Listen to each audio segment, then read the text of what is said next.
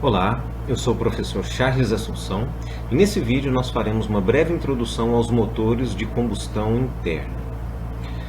Para começar o nosso assunto, eu gostaria de definir o que é um motor. O motor pode ser entendido como um dispositivo que transforma algumas formas de energia em energia mecânica. E essas formas podem ser diversas, como mostrado aí na figura. Nós temos à esquerda aqui um motor elétrico, que vai transformar então energia elétrica em energia mecânica. Na saída do eixo aqui nós vamos ter um rotor, um estator, e essa energia elétrica vai ser transformada em energia de eixo, automaticamente energia mecânica. Nós temos na figura ao centro o próprio motor de combustão interna, que é o foco do nosso estudo, desse vídeo e dos próximos vídeos.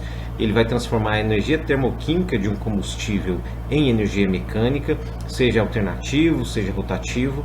Nessa figura aqui nós temos um motor de combustão interna alternativo, e à direita nós temos um motor pneumático, que vai transformar energia de um fluido, normalmente o ar comprimido, energia de escoamento, em energia mecânica. Então vejam que o motor ele é uma máquina com uma definição bastante ampla, cujo objetivo principal é obter energia mecânica. Quando a gente fala em motores, e especialmente motores de combustão interna, é importante, ou pelo menos uma curiosidade para trazer aqui, existem também motores de combustão externa. O que diferencia um de outro? É relativamente óbvio que o motor de combustão interna, a combustão vai ocorrer no interior do equipamento, e nós temos aqui de forma complementar o motor de combustão interna, em que a combustão ocorre do lado de fora do equipamento. Então veja que aqui nós temos uma instalação esquematizada, que nós temos um motor de Stirling, que vai trabalhar com fluido aqui que vai ser expandido e comprimido alternativamente ou de forma rotativa, mas a combustão, a fonte de energia, está aqui. Veja que nós temos uma fornalha, nós temos, se assemelha até a um esqueminha de uma caldeira, mas não importa muito o tipo de combustível. O que eu quero chamar a atenção é que, nesse caso aqui é biomassa, mas o que eu quero chamar a atenção aqui é que a combustão está ocorrendo externamente ao motor. Então essa energia dos gases da combustão vai ser usada para aquecer o fluido de trabalho. Aqui tem uma água de resfriamento também. Aqui tem umas outras propriedades, temperatura antes e depois do trocador de calor, mas que eu gostaria de chamar a atenção aqui, só para fazer a diferenciação entre motores de combustão interna, que é o nosso assunto, e motores de combustão externa, é exatamente o local onde a combustão vai ocorrer. Nesse caso aqui, do lado de fora do motor propriamente, que o motor está aqui. É desse equipamento que nós vamos tirar a energia mecânica. Nós temos os motores, então, finalmente, de combustão interna, e o foco maior que nós vamos dar são os motores alternativos, mas nós também temos os rotativos. Aqui nós temos, por exemplo, uma turbina, a turbina a gás. Ela é um motor de combustão interna rotativo. Vejam que aqui em cima estão listados alguns processos que são exatamente os mesmos processos que nós veremos nos motores de combustão interna alternativo, que são a admissão. Nesse caso aqui ele admite pela ventoinha aqui o ar externo. Nós vamos ter o compressor nessa região aqui, que vai promover a compressão. Nós vamos ter uma câmara de combustão, onde aqui será injetado o combustível misturado com esse ar, vai gerar a combustão, e da combustão esses gases vão ter um aumento de temperatura e automaticamente um aumento ali de volume. Logo eles vão expandir, e é essa expansão, esses gases expandidos, que serão obrigados a passar pela parte que se chama turbina desse grande equipamento, e essa transferência de energia aqui efetivamente é que vai mover todo esse conjunto. Vejam que nesse caso aqui é um eixo único que está sendo movido por esses gases que passam pela turbina. Então uma turbina a gás, ela pode ser compreendida como um motor de combustão interna, porém rotativo. Um outro exemplo bastante clássico, que a gente vê bastante na literatura, já aplicado no automóvel, esse é de um Mazda, se não me engano, é o motor de combustão interna para automóveis, também rotativo.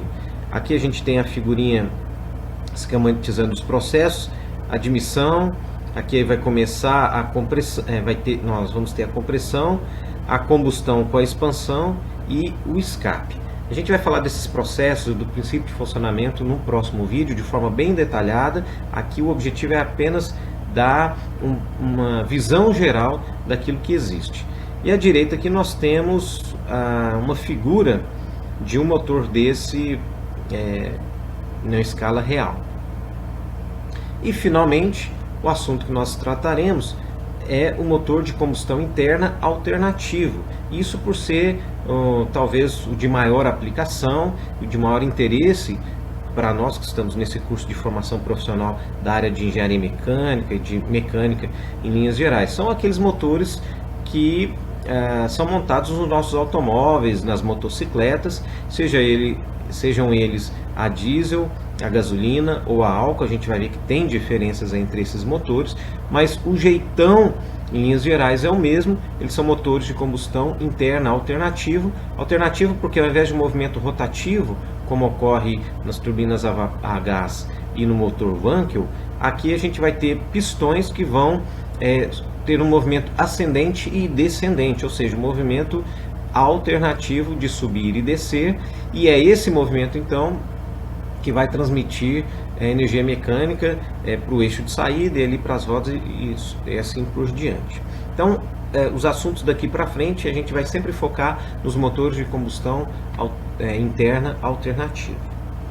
Esses motores eles podem ser classificados de diversas formas, mas algumas características principais eu trouxe aqui. Primeiro, o número de cilindros. A gente vai ter motores desde 1 cilindro até 12 cilindros, eventualmente pode até ter mais dependendo do tamanho do motor. Existem motores náuticos para grandes navios, então eles podem ter mais cilindros, mas para os veículos mais próximos da nossa realidade do dia a dia, eu diria que de 1, no caso de motocicletas, 2 também, 3, já existem carros, automóveis aí com motores de 3 cilindros, o mais comum, pelo menos aqui no Brasil, 4 cilindros, temos 6, 8, 12, aí já é uma categoria um pouquinho acima, talvez, da nossa realidade. Mas o número de cilindros é uma característica importante e, em linhas gerais, quanto maior a quantidade de cilindros, maior a potência do motor. Em linhas gerais, é claro que outros parâmetros vão influenciar na potência gerada. O número de movimentos por cilindros, se são 2 tempos ou 4 tempos, a gente vai ver isso com bastante calma mais à frente. Os ciclos termodinâmicos, e aí aqui a gente vai trabalhar basicamente com 2 motores do ciclo Otto, ou seja, os motores a gasolina e álcool, e motores do ciclo diesel, que são movidos a óleo diesel. Nós vamos sempre trabalhar com esses 2 motores, que são os mais comuns para nós.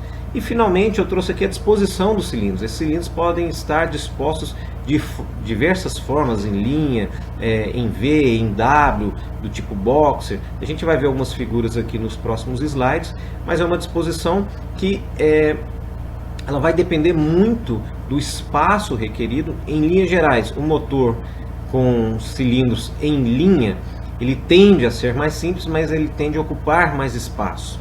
Então, se a gente tem, por exemplo, um motor de 6 cilindros em linha, ele vai ter um comprimento. Se esses cilindros forem organizados num formato V, por exemplo, o comprimento do motor pode ser reduzido, e aí sim ele pode ser montado num carro menor, mas isso vai depender muito das características do veículo. Porém, naturalmente, a construção desse motor ela passa a ser mais complexa. Então, eu vou mostrar, para finalizar essa aula introdutória, algumas disposições existentes. O motor em linha, o mais tradicional, nesse caso aqui nós temos um motor de 4 cilindros em linha, é aquele que vai estar presente na maioria dos nossos veículos. O motor em V, então aqui o V é por conta do formato que os cilindros formam. Nesse caso aqui é o motor de uma Ferrari V12, esse aqui, mas aqui dá para ver também num desenho aqui a disposição dos cilindros. Veja que a construção passa a ser um pouquinho mais complexa, mas se a gente tivesse nesse caso aqui é um V6, esse da direita, se a gente tivesse todos esses cilindros alinhados, eles teria esse comprimento aqui maior do que esse cilindro. Então essa é a grande vantagem desses motores que não são em linha.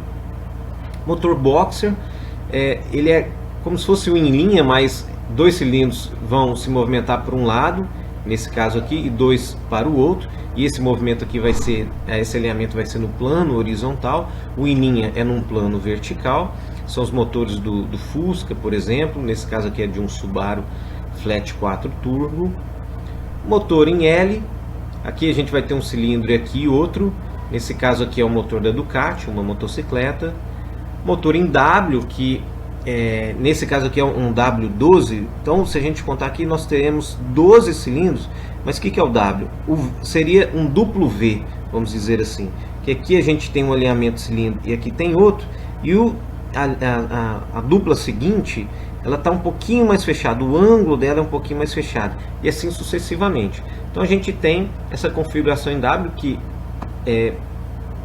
só de olhar assim já dá para perceber que é uma construção bem mais complexa, mas de novo o comprimento do motor se reduz bastante, preservando aí um número elevado de cilindros.